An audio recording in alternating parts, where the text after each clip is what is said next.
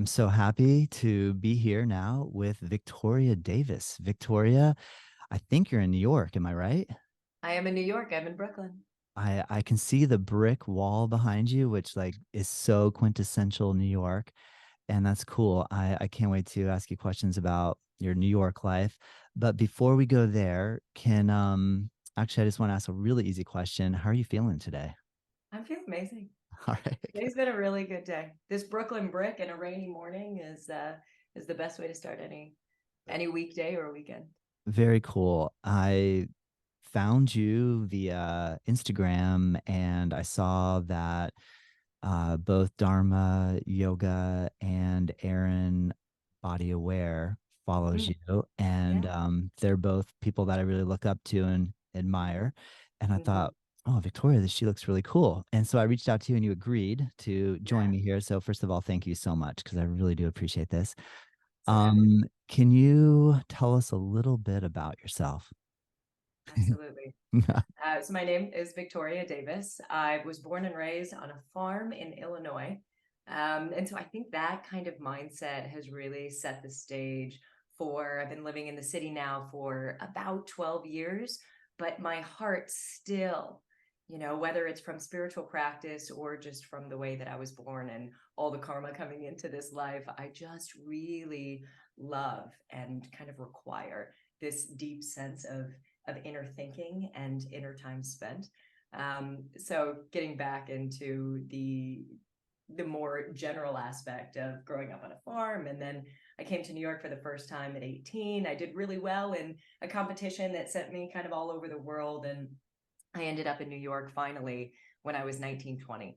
I had already started university at that point and was radically, radically, radically unhappy. So from that, then having been diagnosed with obsessive compulsive disorder when I was an adolescent, I had spent so many years just kind of trying to figure out how to balance what the world required to be successful and just kind of a productive part of society, and also internally not go crazy. So this sense of inner longing, this sense of inner calm, I growing up in such a quiet space kind of fostered that ability. But then throwing myself into a very urban space, I was really struggling with how to function. And go ahead. No, I said, wow. Yeah, yeah. Yeah. Yeah. So in my very early 20s, I literally got a sign from an A-frame that was sitting on a sidewalk that was 3 blocks from where I lived, a place called the Three Jewels in New York City. I started meditating there in 2012 and I never turned back. I went from just Nice. basic kind of meditation morning practice to Tibetan Buddhist study. And now 11 years later, this is what I do. Amazing. Can you shed a little light on what it's like having the diagnosis OCD and what that actually looks like, feels like from you who's living it? Absolutely. Yeah. Yeah, so I often use this reference because people use OCD like, oh, it's my OCD coming out when they need to kind of like clean something off the table or they're getting hyper focused on one detail. That's a portion of it, but it's more than just needing whites next to whites, reds next to reds, and purples next to purples in your closet. Obsessive compulsive disorder is really, it shows up in a few ways. So I'll tell you the way it shows up for me. It's an absolute need for balance on both sides. So, for example, if I know that an obsession with obsessive thought with a compulsive behavior that follows, which for me might show up as knowing that my apartment door is locked and needing to make sure it's locked multiple times. And the way that I need to make sure it's locked is if I turn the knob 3 times to the right, I have to turn the knob 3 times to the left. Wow. But then if that, so it gets even deeper where if the weight of the turn doesn't feel equal, I have to do it again to the same numerical amount, 2 times or 3 times on each side. But then the weight needs to feel the same. So it all needs to balance, which if you're someone that's listening that has struggled with this or knows someone that's struggled with this, that's going to make total sense to you and you'll know exactly what I'm talking about. If you've never needed to worry about this with this sort of detail, I sound like a crazy person Yeah. because it's an absolute, it's insanity. It doesn't feel good. So I wouldn't call it sanity, Yeah. and that's kind of those like seemingly very strange outliers that really disrupts the normal flow of life. That's why it's called obsessive compulsive disorder. That's why it's a disordered behavior, because it's Mm, really disruptive. mm.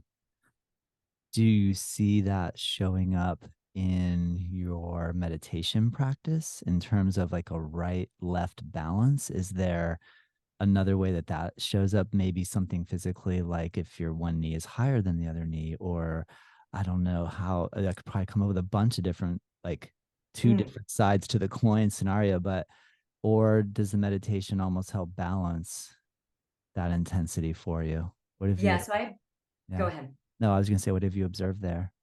So I have three things to say on that. Two examples of how this shows up. For me, that balance, I was finding a struggle with the breath, right? So as we learn to meditate and we get settled and grounded in our body, oftentimes we're told, instructed quite skillfully, to attend to the breath. Okay, but in my own mind, this idea of control so strong that I wasn't realizing that I was manipulating my own breath, then being dissatisfied with the way that it was feeling. So if my inhale felt sharper than my exhale, I would spend my time on the cushion trying to balance that. So my breaths felt like they were balanced and equal, which is not the purpose of attending to the breath, right? We're not saying manipulate the breath. This is not like a designated pranayama practice, Yeah. right? Yeah. And then That's a another cool thing. aspect to Yeah, that's obsessive, yeah. go ahead. Yeah, that's so interesting. Yeah. Yeah. So Yeah. another aspect of obsessive compulsive disorder is unwanted thoughts. And for me, those would show up in the way of that one thing I'm not supposed to think about, usually that was harmful or damaging to someone else in some way that would cause me internal pain. That's what would come to mind. So I had a and I still do have a small dog. So just these terrible images of her being harmed would be what would infiltrate my meditation. And I would then need my kind of armory of robust tactics to ease this level of believing that something terrible is happening right now. It's just gotten to be so robust because this is what I don't want to say naturally, but this is the mind that I was coming onto the cushion with. Yeah. All of these kind of treacherous things that were just showing up that felt like there was war happening all the time. Yeah. That's so fascinating. You mentioned that when you I saw you wrote that when you were 10 years old is when you received this diagnosis. Can you I was not 9. 9 years old? I have a 10-year-old daughter, so I can like easily visualize that frame of Yeah. development. And so Yeah. on that note, what were the telltale factors that led your parents to, and I'm guessing your parents brought you somewhere where they were able to say, hey, this is what's going on. Can you tell me what they were seeing, or if you were told what they remember seeing in you? Yeah. That's a great question. So not a lot of people know this so much about me because I don't so often talk about kind of my family of origin. But my older brother was diagnosed with Tourette syndrome, who's a little over 2 years older than me. He was diagnosed with Tourette syndrome when he was 10, started showing symptoms when he was 9. And in the 90s, nobody was Mm. talking about Tourette's. People didn't know what it was. It was something that was, this kid went from being the coolest one to now he's just ostracized because we Yeah. don't know what's going on. Yeah. And he is one of the fewer cases that has verbal tics. So that was very disruptive to his classroom, and it was very disruptive to his friend groups, and he was really struggling. And I was able on occasion to go in with him. He had a great psychologist when he was a kid. I was able to go in with him a few times, and somewhere in the course of that, it was just kind of mentioned as a sidebar that my tendencies were textbook OCD, as though it were just kind of like something else, Mm. oh, and also Yeah. this. Uh-huh. With something like I think the tendency is about in 70 to 75% of cases of females who are born with Tourette syndrome or the gene for it, it shows up as obsessive compulsive disorder. Interesting. So in males, it tends to be more common as what we classically know as Tourette's. And in women, from the research that I have done, it tends to show up as OCD. Interesting. So then your brother kind of paved the way a little bit. Your parents were hip to this frame of thought, and then like were you doing certain things that reminded them what your brother was doing? So they're like, whoa, maybe we should take her Mm. to the same person. So yeah, so I was a gymnast when I was a kid, and I would do cartwheels in the hallway, going Ah. from the bedroom to the living room to the kitchen, which is a fun thing to do. That's what my But this daughter's was doing right now. something. Yeah. Yeah. Yeah, that's what your daughter's doing right now. Yeah. Exactly. And this was something that I would do obsessively. So Mm, I'm a lefty in gymnastics, and I would do it on the left, but then I would also have to do it on the right. yeah. And it started to cause a problem when I would run into things, or I would just have to do it no matter who was in the hallway or what was going on. So this is just one clear example that I really remember, Yeah. of Yeah. things needing to be a certain way. I was also very obsessive about appearance. And then when gymnastics got really hard, when the backflip started turning into twists, started turning into series of things that were really quite terrifying, Yeah. I I coughed a certain way and have to do it a few times because of the way it felt in my throat. I would take a certain number of steps in different patterns before I was tumbling. I would do things like this that were Yes. very obsessive thinking, Yeah. compulsive. Yeah. Wow. And then, so you haven't found yoga meditation yet. What type of treatments were offered for you at this stage in your life? That's a really good question. I When I was a teenager, I was put, again, I grew up on a farm, right? So let's say, I don't want to say that the medicine that's available there is antiquated. I don't want to say that. Um, but I think there were a few things that mm, maybe the treatments that I received maybe weren't so hip to common times. Got So I it. was put on a very high dose of antidepressant when I was a teenager. Yeah. And that I was on for maybe 5 years until I was 20. And I said, I Yeah. refuse to take this. Yeah. And then I came to a point where I was able, brain zaps, the specific one I was taking, brain zaps were an issue. And when I was in college, I was a cheerleader. So if I have a brain zap when I'm 2 or 3 humans high, that's a big Yeah. problem. A brain And so tap then is. a brain zap is, you can imagine, if you imagine a film reel, Mhm. right? Where like an old style film reel, where the film is rolling and you see all these different pictures coming through, and then it stops. Black happens, and it's Yep. almost like it backs up and goes to the top and starts again. Yeah. Visually, that's what happens in a brain zap. And that was That's my interesting. experience of it. Wow. Yeah. So And that was a definite side effect of the a antidepressant. definite side effect Yeah. of the specific antidepressant that I was put on at either 15 or 16 when I was struggling with, I Yeah. mean, not only going through puberty, but also Yeah. struggling with not knowing what to do, not having a proper outlet for Yeah. these obsessive thoughts and compulsive behaviors.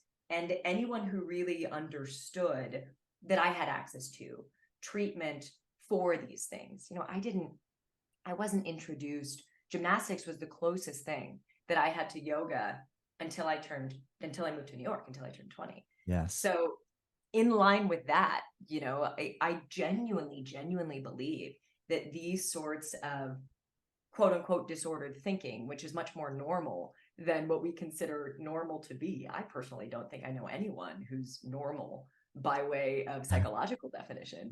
Yeah, I agree. you know and it Yes. was just, there was no kind of observation from my own side that I had developed that would allow me to turn back in and recognize what those things were, what my triggers were, and then also recognize ways to ease myself away from that. Yeah. And that's the one thing that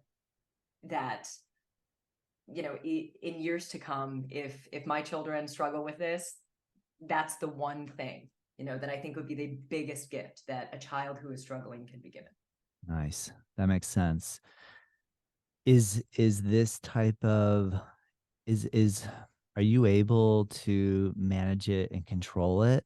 Is it Mm. something that people say you will have your entire life? Is it something that people say you can be cured of it? What is the general thought form around like the lifespan of this? Is it, would we call this a disease? I mean, it's obsessive compulsive disorder. So I guess it's more of like labeled a Yeah. disorder versus it's not a disease, I guess. But what Yeah. have you learned around this? Yeah. So the way I would think about this is, it's a certain way that neurotransmitters are firing within the brain. That's the way I think about it. Now, if there are any PhDs listening to this call and that's incorrect, please feel free to reach out to me on social media or wherever and let me know that that's actually incorrect. But that's the way I understand it.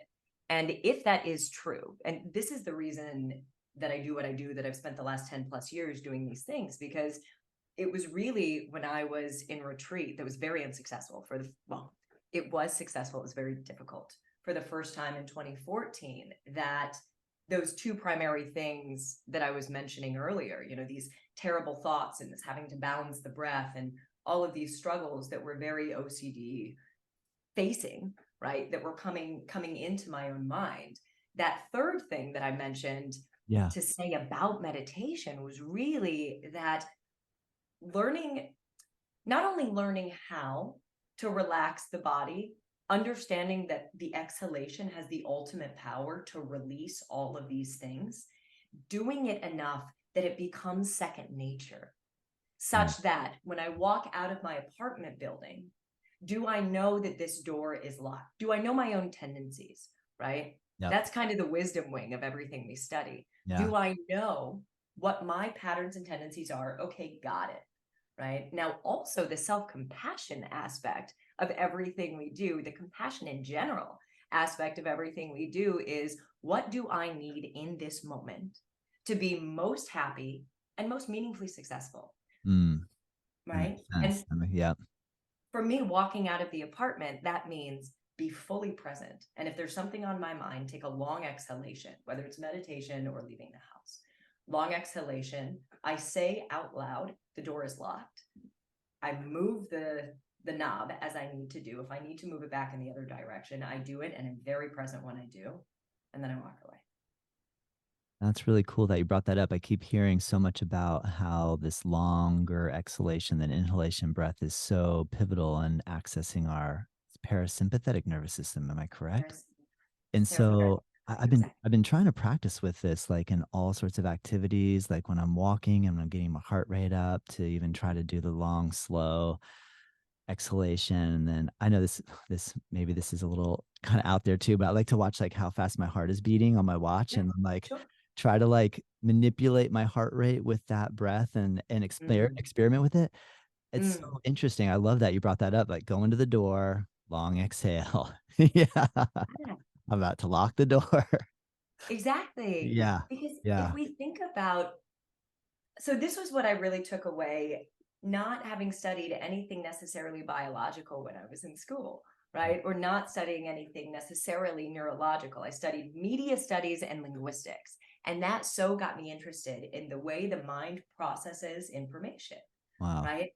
So looking at that, then, if I started realizing and understanding that the exhalation was the ultimate release, beginning to understand a little bit about the nervous system, the parasympathetic system that can be activated by deep belly breathing when your exhalation is longer than your inhale, right? Because if a bear is chasing you, you're Yeah. not going to take a long breath out. You're Yeah. going to take a long breath in and Yeah. hold it so you Yeah. can run, Yeah. right? Yeah. So if we activate our parasympathetic system, that means we are down throttling, we're deactivating our sympathetic system, which tells us we need to go, go, go, go, go. So the mind, whether it's physically threatened or not, that is always go, go, go, go, go, go, going, what do you think is activated? Yeah. Isn't it crazy? It's just so simple. It's just like one breath in, one Right. breath out, and then boom, you're like in a whole different frame of mind. Yeah. Yeah. And that we must develop. Well, I knew for myself that I must develop the attentional capacity by Mm. way of big level awareness, global awareness. What's about to come at me? Am I freaking? Because when we're in freak mode, we don't often have that little grandma like voice or motherly voice saying, okay, now just take a long breath out.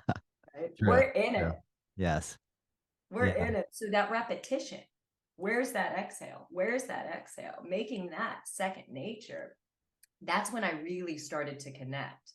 There has to be some relationship. Now, I to date have not necessarily heard these connections in the way that I have felt them and I believe to be true between obsessive compulsive disorder, the activation the activation of the autonomic nervous system, which I know has to be in there because we're also talking about neurotransmitters and hormones, right? So all of these things, by sheer logic, intuition was the inception of it, but then by sheer logic, I find the absolute support that if we can gain the ability to ease systematically and activate the parasympathetic system, that it can only have a positive result on Mm, disorders that are or are similar to obsessive compulsiveness, mm. because we're naturally, our baseline is way more fluid, way more easy, way more flowy. Yeah. Well said.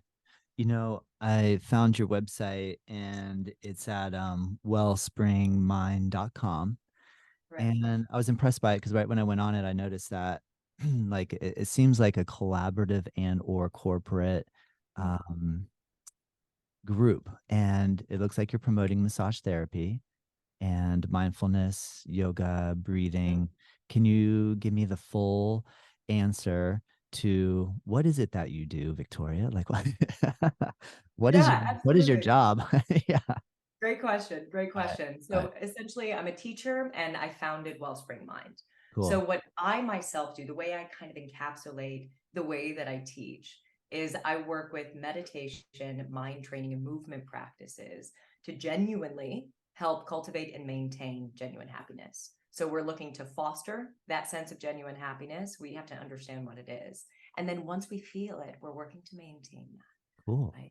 Shedding, like trimming the fat, this Yeah. idea, Yeah. what to add and what to give up. Yeah. And then Wellspring Mind was initially founded with the idea of providing meditation to office spaces. And this was in 2019, so before the pandemic. Wow. After the pandemic, yeah, I'm seeing that people are and companies are requesting a broader scope of stuff, right? A broader scope of healing modalities. And being in this space for as long as I have many, many friends who are in various modalities. So from that, that's where this Wellspring Collective idea comes in, where yes, we do offer massage because there's someone in this group that is an amazing masseuse. I have more than one of those, right? And then things like nutrition, Ayurvedic nutrition, that sort of counseling, holistic aspects to most things that you can think of, whether that's dance, yoga, movement, massage, I take over predominantly when it comes to mind training and meditative practices. Cool. Yeah. Are you physically going into office spaces in New York City and teaching? Are you Yes. also implementing teaching over Zoom or D all the above? All the above. Got it. Have you ever walked into a corporate environment to teach something like mindfulness and faced a group that seemed not really excited about the fact that maybe their employer is wanting them to do this? Yes. So very often when I walk into a space, when I walk into more of an office-oriented space, there will be a combination of living beings, right? Some who are That's a nice way to say diversity. Yeah. yeah, absolutely. Yeah. And Yeah. but also diversity, what I'm speaking of here predominantly is diversity of intention, Hmm. right? Some who have meditated and who are just out kind of questioning my chops, which I totally welcome. Hmm. And some, so from the intermediate advanced Mm, to the yeah. absolute beginner to the Yeah. I'm only here because this is my break, Yeah. right? Yeah. And Yeah. everything in between. So then my task, which I love, throw me a curveball, throw me three, let's see how I do, right? Yeah. Because that's how we know if and when the practice is working. If Yeah. it's so ingrained in the bones that you can ask me whatever, and I'm able to then respond, even if I don't know the answer, Yeah. right? Yeah. Now I get to observe the way that my own mind is working when these curveballs and fastballs come in. Yes. Yeah. That's cool. That I believe it. Have you witnessed some transformation experiences? You coming in and seeing, Yeah. people that are like a little bit like, huh, why am I doing this? I don't want to have to do this. And Yeah. afterward they come up to you and say, I can't believe that actually worked. Absolutely. Yeah. My favorite one. This was a very early response. A woman who she was an editor for The Economist, something like this, and she mentioned to me that after our practice, she slept like a baby. She slept for 10 hours that night for the first time, and I don't know how long it had been. And that was the first time I had received that sort of specific response. I was like, yeah, this is amazing because oftentimes the way that I teach, I do my absolute best to make very clear why we're doing this. This isn't just kind of like a fluff addition to, instead of making yourself a salad in the kitchen, you're going to instead come here and sit, because it's like an equal sort of break. Yeah, go make yourself a salad in the kitchen. But also, we're not just here to kind of like I want to say stir the pot. We're not just here to kind of like paint a pretty picture that you can hang on your wall. We're here for me to hopefully impart some sort of understanding that you're able to take back to your desk and into your life with you, where you understand that when your own mind really starts to roll and to rattle, you have all the tools you need to exhale to full release, ground yourself, find your breath, and return to whatever it was that you needed to accomplish, whether that's writing a proposal or going to sleep. Because the way to get there, whether it's absolute relaxation or single pointed concentration, has the same beginning steps. And so that's what I really try to focus on. And oftentimes, I hope, it seems that that's really what brings people in. Nice. Presenting this information Yeah. so simply, even if you've been meditating for ages, you may not have heard this sort of simple rhetoric, because it is simple. It's Yeah. just a matter of remembering to do it, or That's right. knowing that it's available to you in this way. Great point. Isn't that a neat transition where you start to study, learn these things, and it seems so foreign and almost like mystical and or impossible, and then Mm. it takes years and years and years, and eventually hit this point where you're like, you actually start to remember it, and you actually Mm. start to practice it. I don't know. I found I've had this little progress thing of like almost like watching myself doing it versus actually doing it. You know what I Mm-hmm. mean? Like observing myself as like, oh, you're a yoga practitioner, to Yeah. like, I'm actually practicing yoga right now. You know? Yes. Yeah. Yeah. It's a neat transition. Absolutely. Yeah. Absolutely. And I think Yeah. so much of that comes into this idea of what is our awareness capacity, Yeah. right? And what is Yeah. our motivation? Am Yeah. I doing this for a clear objective, right? Do I have a Good goal? I'm point. a yoga practitioner. I want to be the best. Or is it I'm practicing to feel? Yeah. I'm regaining my friendship with myself through this capacity of feeling, of existing, of being. Yes. You know, growing up, I grew up here in Florida. It's pretty quiet. There wasn't a lot going on, not in a city. And when I would look to New York City, it just seemed like, well, everything is going on up in New York City. I didn't actually get to New York City until I was 18, I believe was the first time I went. Mm-hmm. And so I was blown away. I'll never forget the first time being in a taxi cab, looking up at the buildings and how tall they were and these little Yeah. streets, and just being like, wow, Yeah. like this is it. I've heard about this. It's so big and just Right? enormous. And then having a little bit of the theory of that, like, the city is just chaos, and it's not possible to find calm and peace in a city. You would need to be like a yogi out in a cave somewhere out in the country, and you've had the chance to juxtaposition life, both growing up in the country and knowing what that's like, and also growing up in the country pre the iPhone. Because I was like, when the more I look back at like where big changes happen is like iPhone. Because I remember before I had iPhone, I was like, looking at people that had it and going, oh, I don't really need that. And now that I have one, I like freaking live on this thing. Like I can't imagine life without this thing. Yes. So I'm curious what your thoughts are now living in New York, living in the city, and like, what do you think? Is it possible to live a really happy, peaceful life in a very chaotic, busy environment? The answer to that question is yes. Okay, Uh, cool. Yeah. Surely by definition, yes. And Okay, good. yes, and the reason for the yes is because the mind is primary in everything, in every instance, in every environment that we are, no matter what's coming at us. As long as we always stay close to the absolute understanding that I have the full power to shift my own experience, because I can change my mind. We can call it reframing, or we can call it radical acceptance, Yeah, right? yeah, I've been talking recently about surrendering, and I much prefer the term radical acceptance over this idea of surrendering, because when we surrender, it really feels like, or it seems like, by way of semantics, that definition, it seems like something's coming at us. mm, Radical acceptance in itself, it's my choice. yeah, And really, that's what we're looking at yeah, every minute of every day. When a radically obsessive thought comes into my mind, that seems like there wasn't a choice behind it. What I do have choice in is my behavior.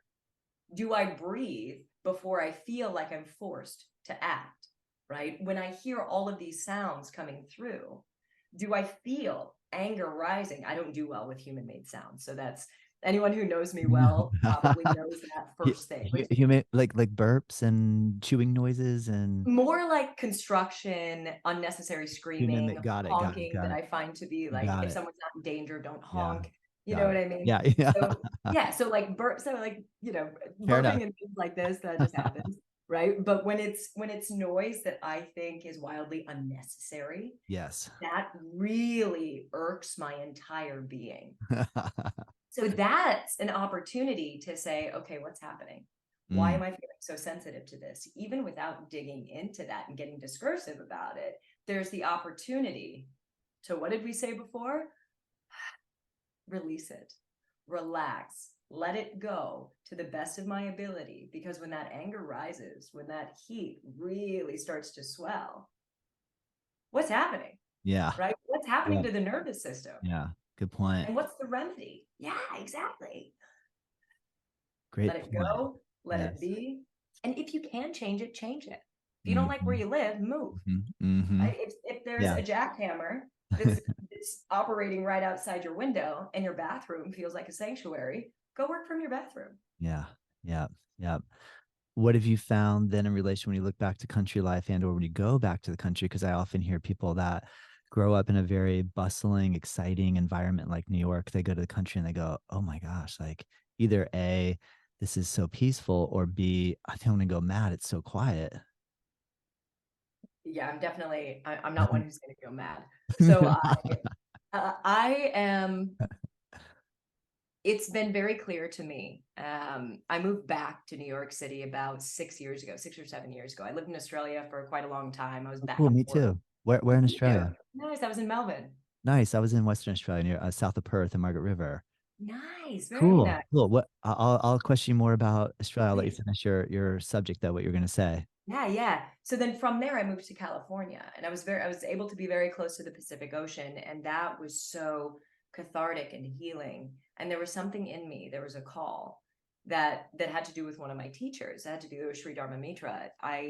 There was some sense he was having to give up his last studio, and it seemed like his time teaching was going to be potentially limited. He's 84 now, Yeah.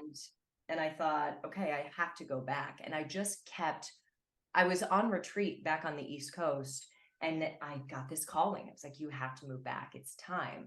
And I know for me, and I don't regret this. I re-met my partner 2 years ago, who I initially met 14 years ago, and that wouldn't have happened had I not moved back to the city. So this calling for me to be here now is what I'm listening to. And if I had the opportunity to spend half my time in a cabin upstate or in the Berkshires or most anywhere in rural Massachusetts, that's where I would be for 3.5 days out of the week. Yeah.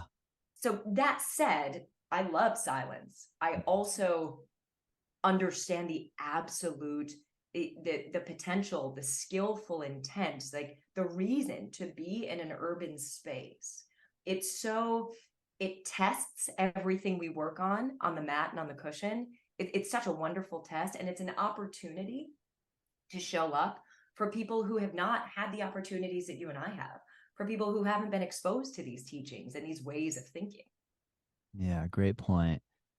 What attracts you to the Buddhist style of meditation as opposed to Mm, other meditation techniques you probably have mm, explored over the years? mm.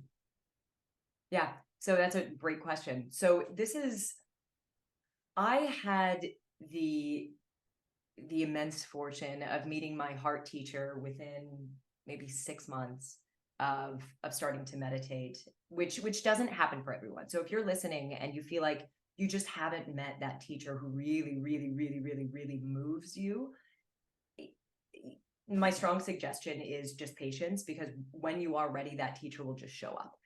And I think at that time, I had been trying so long at things that didn't work.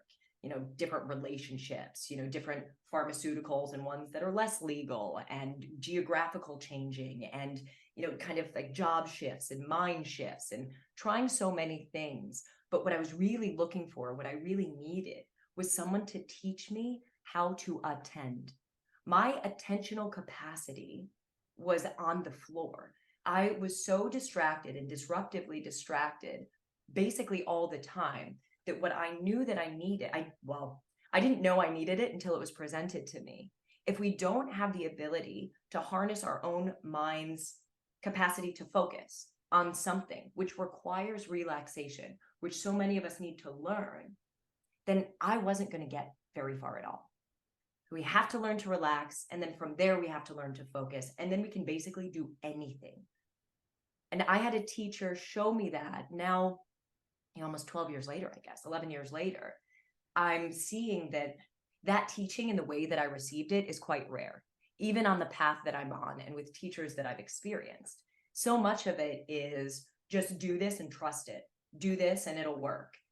The path that was presented to me was, and this is why I am so drawn to the Buddhist path, is because there's very little, basically nothing, that says it's this way, just go do it. It's so much more this idea of there's this phrase in Buddhism that goes, cut it, rub it, burn it. Because in traditional India, this is the way you knew gold was gold, right? Cut it. Is it still gold? Rub it. Does it come off in your hand, right? Is it still gold? Burn it. Does it burn like gold? Mm. Put this to the test of your own experience. And then via your own experience, is this valid? Does this function? Is this true? Don't trust me. You can take my word for now, in so much as that it allows you to go try these things on your own. And that was what was really important to me. It's not dogmatic. It's give this a go, see if it works for you. Yeah. That's a And it great answer. I would agree. That's what makes me really attracted to Buddha ideas, Buddha thinking. mm, It's amazing, isn't it? yes. Yeah. So amazing. What other Buddha idea, philosophy have you just been like, yes? Mm.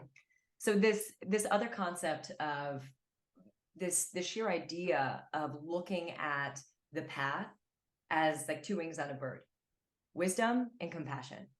The wisdom is beginning to understand that there is a cause and effect to everything. Self-compassion, even recognizing our own patterns, falls into that wing, right?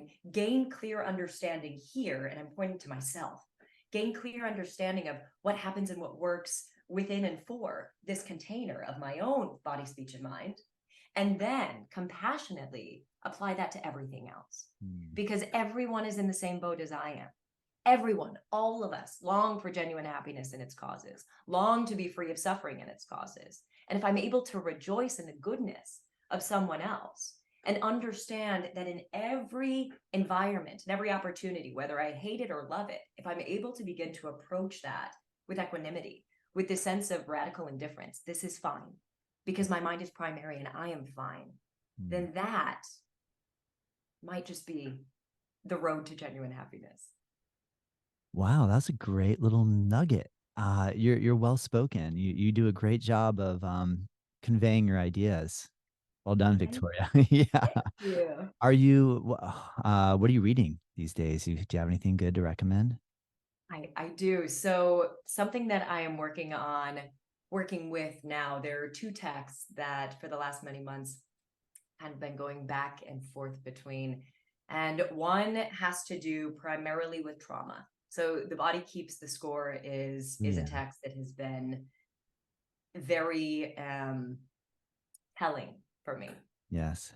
So many of us have lowercase t and big uppercase T traumas that we're working with, right? Yeah. And so I know that you mentioned that you've read it before, right? I've heard you speak about this. Yeah, I just Mm. finished it yesterday. Yeah. You just finished it yesterday, so fresh. Just finished it last night. Oh my gosh. And in our family we have a dog. So when it's the final, we call it the final piddle, like whose turn is it to actually take her for the final walk? And I had 16 minutes left on my audiobook and I jumped up. I was like, me, I have time. So I could like put my earphones in and finally finish and listen to the end. And I mean, it was a game. It's been a game changer for me to Mm, go through this one. That's mm, so cool. I'm happy you've experienced it. What's I think you said you're still working on it, but mm, what type of insight have you had mm. just looking back on your life? And have you had any, have you had any insights of, I don't look at myself like I've experienced trauma and then gone, oh, wait, maybe I have. Did you have Uh, any of those while you're reading it? Like, yeah, so there were quite a few, so many actually. I think is so probably why it's many. taken me. You're like, no, Yeah. I came So to this book with a lot of trauma. I knew I had a lot of trauma. There was yeah, no like, yeah. okay, So all right. in my circumstance, I had a really bad experience at the end of my freshman year in college, and that radically shifted my Mm, entire way of dealing with at least half of the population and dealing with myself and understanding how to work with my own emotions and the trust when I needed help, it didn't show up then. mm, And that for me was very difficult because also I didn't have these skills of looking at my own mind and understanding that emotions are not me. It's just something that's going on right now. And I have the ability to shift that. mm. Nice. That's the key. Uh-oh. I'm listening. Okay, we'll come back. There was just a siren that was happening outside. It was very loud. I thought you were Uh, telling me like, wait, pause, Todd. drastic pause, Pause, drastic Todd. pause, Pause. Listen. How's your heart feel? drastic Good. pause. Listen to Don't. that. Yeah. Yeah. So looking at that and kind of understanding as well, I love that we're talking about trauma and then I just stopped talking, right? Yeah. You left me hanging. Like, Yeah, that's kind of the way that the book felt. uh, It really didn't leave me hanging, right? It was just more of a recognition of so many of us are in the same boat, yeah. from Yeah. children to 95-year-olds, right? When we dealt with something that doesn't leave, that we feel like is presently activated so often, all the time, until we learn how to let that thing come up so it can finally come out. Yeah. And these alternative modalities are phenomenal at allowing ourselves to recognize and observe without making that this thing that is me. Yes. Good summary. Well done. Your second book. Yes. So that one I have right next to me. That one is called Cutting Through Spiritual Materialism. Oh yeah. And this one is by Chogyam Trungpa. This this has been a phenomenal read. And because it's really this idea of why am I practicing spirituality? Whether I'm meditating, standing on my head for 5 days, or I'm becoming an ascetic and I'm eating 6 grains of rice a day, right? It's why am I doing this? If it's for an ultimate goal, why am I seeking a teacher? Is it because I want their knowledge? Because I want to feel special, Mm, right? What am I really working for? Do I want to blast through something? Or am I just looking, not even looking to, am I just here to radically accept? Is there, it's this idea, this is the way that I'm receiving it, this idea that all of these objectives are so linear, right? The more accomplished mindset we are in, the more difficult it is going to be to really make progress on a spiritual path. Because the more we release, the more we're able to genuinely open. And from that space of true expansiveness, this openness, that's what allows us to expand. And that's what allows us to receive. And that's what allows us to be these open vessels that are able to be everything. yeah. I'm so glad you brought that up because I did start that one and my pile is large and I think it got put on the pile and I haven't finished. So I'm gonna finish this one and come back to you with Good, a couple of good. questions. Yeah. And yeah, Todd, I have to say, it's such a simple read, and Tibetans tend to be really learned Tibetans, especially for a very long time. He's a Rinpoche. He passed a couple decades ago, Yeah. and he has a way of speaking that is just so clear, so Yeah. direct. This is Yeah. what it is. Think Yeah. about this. Here's a good Yeah. example. Ask me a question. Yeah. Amazing. I don't want to take you down a sad or negative path, but I'm curious, how do you reconcile these days the challenge that we face as practitioners Mm, with the pedestal and the falling of the guru and the like holding people to a high esteem and then finding Mm, out they're human and they're made a lot yeah, of mistakes and sure. hurt a lot of people, perhaps Right, sexually, right. mentally, physically, Yeah. verbally. How do you process that these days? What are you thinking about? Yeah, that's another great question. So oftentimes when I feel disappointment, right? I take it back to this wisdom wing. Anything that I am experiencing is the result of something that I have planted. If I feel disappointment, which is the only thing I can work with, then I can look at how and where I've disappointed others. I can assume without knowing how someone else's mind stream is working. I can make an assumption that whomever else is in pain, I can make an assumption based upon my own pain, what they might be feeling, right? If I've experienced something similar.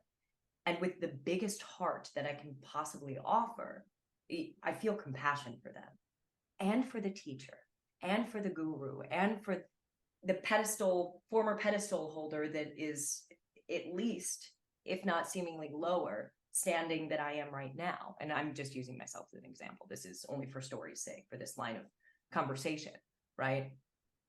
So, where I'm going with that is it comes back for me to this idea, this understanding of cause and effect.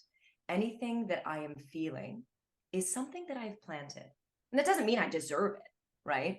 That doesn't mean anyone deserves anything bad to ever happen to them at all. Also, it allows for this, it's this idea again of radical acceptance. What is going on?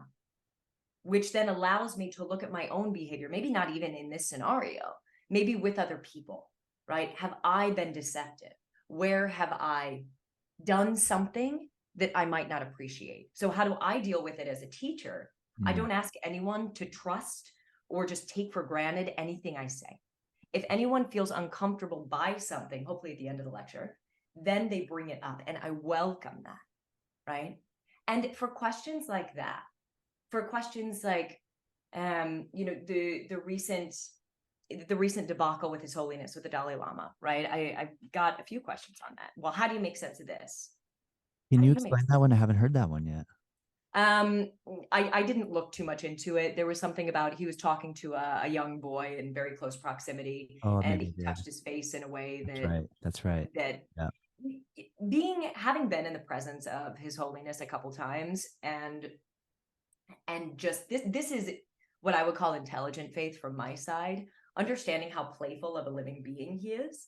Um, that one that I would say knocks him off a pedestal. No, but I would say it may not have been the most skillful given the environment that you're mentioning, quite aptly, that we do live in, where gurus or people who are perceived to be like great teachers are harming people, right? Or at least that's the way it appears to us. Again, I'm not saying that anyone is speaking untruths, because I believe that if they said that this person harmed me, I believe that to have been true. And if that's the way that they experienced it, it's only appropriate to have compassion. I also believe it's appropriate to have compassion for the teacher who has wronged, for the teacher who maybe didn't recognize that they were wronging at the time, who probably now understands that whatever they chose was not the best thing to do or the best way to go about something. So that's kind of a long road answer to Ultimate say forgiveness, to practice compassion first. forgiveness, compassion. And yeah, I really try to give people the benefit of the doubt, even in the worst Yeah. cases, because at the time that we quote unquote do something bad, right? At the time when we are acting without virtue, meaning maliciously or intentionally poorly, that's only the beginning of our suffering, because we're going to feel that come back to us. Yeah. Yeah. That's a really good answer. It's a lot Mm, to think about, mm, but in a good way.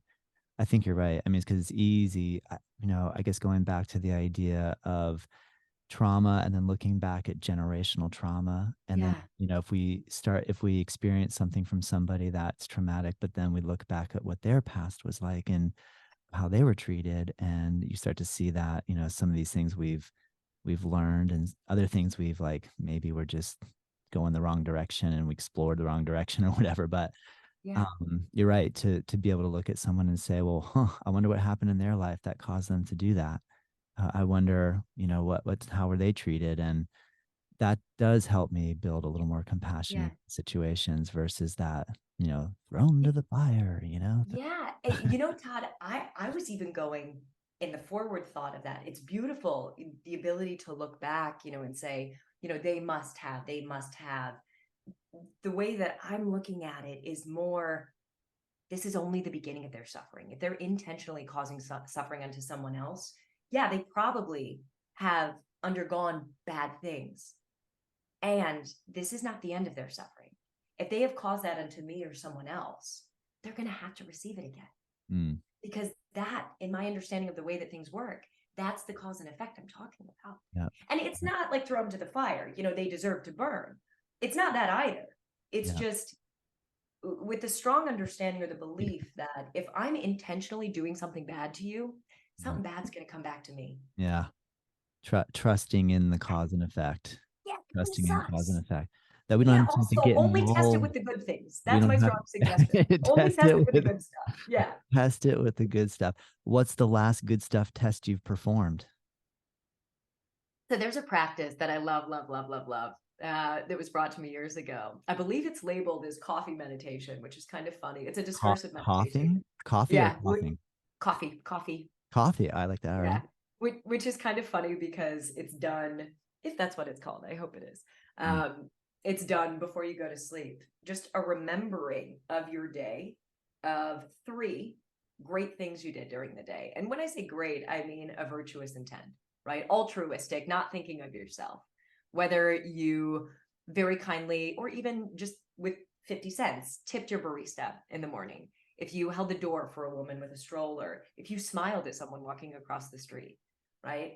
As massive or as minimal as that thing may have been, bring those to your own mind before you go to sleep. So, what were good things that I did today? Oh, just walking back here. This morning, I was admiring as a woman was walking away, I turned back to admire what she was wearing, and she turned and looked at me right when I did it. And so I just smiled at her and she smiled back. I was like, oh, that was pleasant. yeah. You know, Yeah. that probably won't come to Yeah. mind when Yeah. before I go to sleep tonight, but that Yeah. was something that just occurred. Yeah. You know, Isn't it asking, amazing? Isn't it it's a, amazing these interactions that we have with our fellow species that like where we're reading, where our ability to pick up on eye movement, sound yeah. quality, simple shifts, like the facial expression, a subtle turn, all this communication that's going on that's like below the surface, but it's almost louder than hi, how are you? You know? Or you know what, Todd, even saying also on that walk, I asked my UPS driver how he was doing. He was like, Mm. "Oh, I've been away for 3 weeks." That was a genuine Yeah. response because he Yeah. genuinely Yeah. knew that, like, I stopped walking and asked him how he was. Right? How long does that take out of our day? Yeah. Somewhere between 13 and 43 seconds. When you ask someone how they're doing, Yeah. keep the eye contact, just like you were saying. They Yeah. might give you a real answer, and Yeah. that might be what they need for their day. Yeah. Oh, it's so cool. It's so cool. I love it. Hmm. Yeah. Oh, Australia. Why did you go to Australia? Initially, I just had the opportunity. So there was someone I was seeing that was out there, and I could also spend almost a year at university, Cool. and the pay was the same because I attended the University of Illinois, and then I Mhm. also went to the University of Melbourne in Australia, and Very they cool. were great for linguistics and radical feminism, and that's what I was on then. Awesome. Yeah. What did you think about the all the cool slang that goes down there in terms of English language? Like sometimes like I love Australian slang. I think it's so Yeah. fun to slowly start to figure it out and then even throw back a little bit into the culture and then have them laugh at me Absolutely. because I sound, so what I found interesting is that when I lived in Western Australia, my nickname was Seppo, Septic Tank Yank. So hey, Seppo. So, and what's an interesting element in Australian culture, and this is world global culture, not just Australia, but is like if someone they take a dig on you and see how you'd respond. Yep. And Yep. if I just smiled and said, I'm doing good, they're like, cool, let's hang out. But if I got angry that Yeah. you're Yeah. calling me this derogatory term, then that was like a setup for, all right, well, let's go, Yeah. And so, just that process of like, yeah, you can call me whatever you want, it's no Yeah. problem. It's cool. I think that's funny. That's actually hilarious. I'm going to use that. And so, what was your experience with that particular element in that culture? So I have a very adaptable personality. So things like picking up accents are decently easy, whether it's because I studied linguistics or just because it's an aspect of a Gemini personality. I'm not sure which, but quite quickly, I intentionally developed the Australian accent in a way that people didn't know I was American. Nice. Nice. Yeah. Yeah, you just blended. So, You took the so chameleon yeah, approach. The exactly. chameleon. Yeah. So in that, there was one specific time when I was out with a close girlfriend who was Australian, and she just mentioned that I had a really good American accent, that I did American really well. And there was one person that didn't believe that. He told me that the American accent needed some work and that it wasn't very good. I was like, yeah, you're right. Hollywood only does so much. Really, it's not that good.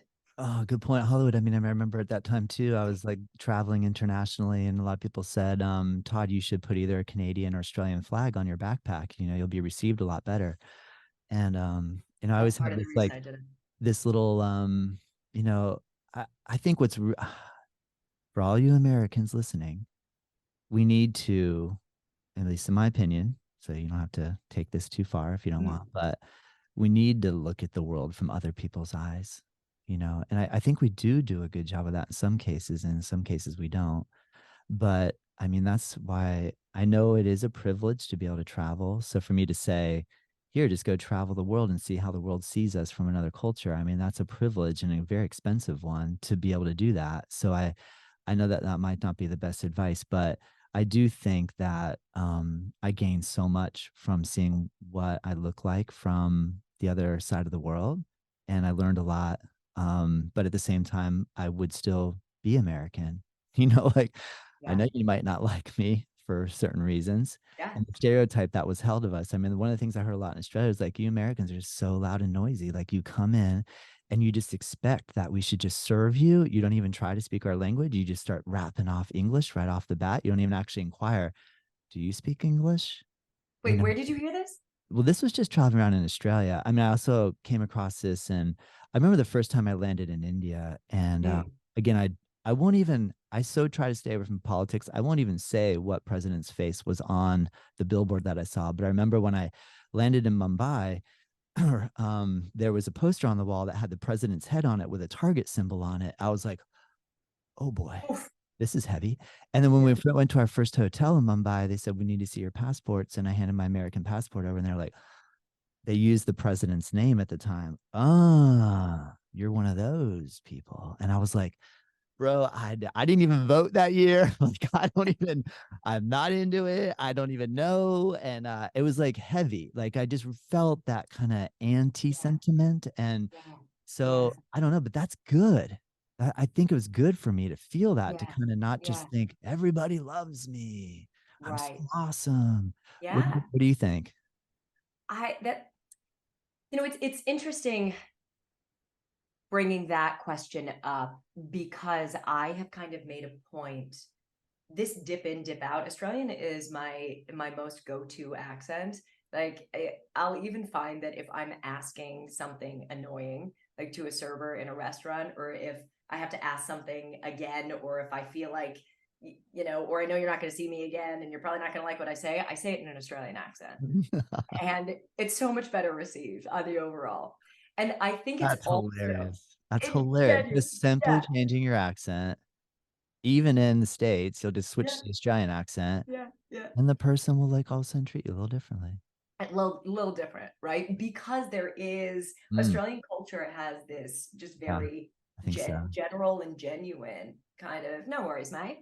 Yeah, Yeah. all good. Oh, no frets, all good. Yeah. Right? It's just Yeah. kind of this no problem mentality. Yeah. And so when you're asking me kind of what I think of what it's like to be American when I travel, if I'm Mhm. alone when I travel, more often than not, I'm going to be Australian because I think that I just try to avoid all the stereotypes because I grew up in a very different Mhm. political and environmental space than I live now. right? I grew up in a very red space and I currently live in a very blue space. Mm-hmm. And my own mentality kind of, I've been able to experience in very close proximity Mm-hmm. what those minds on average, the general mind of a deep red and a deep blue person, kind of the way that we act, and it's very different. So I think also it kind of, in order to avoid a little too much of that labeling, I choose something that is an accent, something that's very widely well received, or something that's more global where you can't really tell where I'm from, because I think you're right. Going into spaces and just accepting whatever is skillful. As a woman, when I travel alone, I don't want any sort of judgment or stereotype to come at me where someone feels like they know me from something that isn't me. Mm-hmm. So that's at speaking to you as a woman, right? So that, having traveled alone quite a lot, I think that's a large part of the reason that I act in that way. Um, and when I'm not traveling alone and when I am being American, I am very mindful of all those things that you mentioned. This Yeah. idea of, if you're going to spend 2 weeks in France, please spend at least 2 weeks learning some French. If you're going to go through Italy, even if it's for 5 days, please at least spend 5 hours trying to learn Italian. Just choose. Even in countries that are more difficult, right? If you're going to Thailand, if you're going to Cambodia, if you're going to China, just make an effort. If you're going to Indonesia, just learn how to say hello, thank you, and I don't speak Indonesian, right? Learn how to say something, because I think the stereotype that you're talking about is unfortunately real. And just because we tend to believe in the US, or it's been purported so often that we are the greatest nation in the country, not everybody is going to think that. So what's the Yes. best way to blast through a stereotype if you're not going to master 8 different accents and choose to change who you are, which is not the best way to do it, but it's the way that I seem to have been doing it, right? The best way to do it is probably to accept other people for who they are and show them you care by putting in a little bit of time. Yeah. Beautiful. Ah, words of wisdom. Thank you, Victoria. Of course. I don't know if it's wise, but those are definitely Well, good words. point. Yeah, there's some words I got. No, it seems like a fairly decent formula to put into the equation today. Mm, mm. Man, well, I could keep going. Would you be willing to come back as a guest again in the future? Because I really enjoyed talking with you. I love your enthusiasm.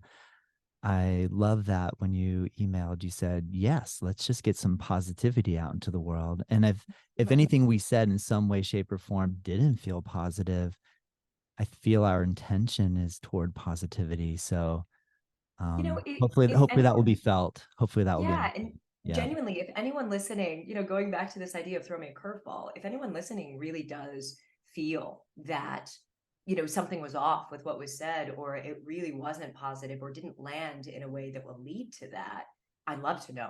Yeah. And I would love to come back as a guest. And if that is the case, if we do get any of that, I would love to have that conversation, Yeah. because it's an important one to have. Yeah. The idea of meeting people where they are and meeting ourselves where we are, that's the only way we can start moving, right? Yeah. That's the only way we Yeah. can really get anywhere. Yeah. Even if the getting is just being greater understanding, right? We have to know where we are. Yeah.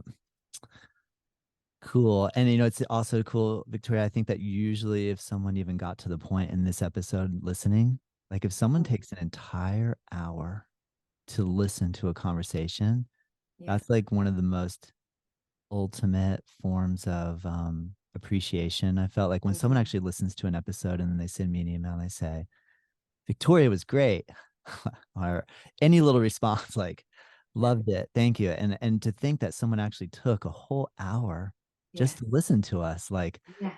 that's pretty amazing. So if you are still listening, we do appreciate you. Thank you. Yes. Yeah, Yeah. it's a cool thing. Is there anything else, Victoria, before we close that you would enjoy sharing or would feel compelled to share or want to share? Todd, I appreciate you. Oh, thank you.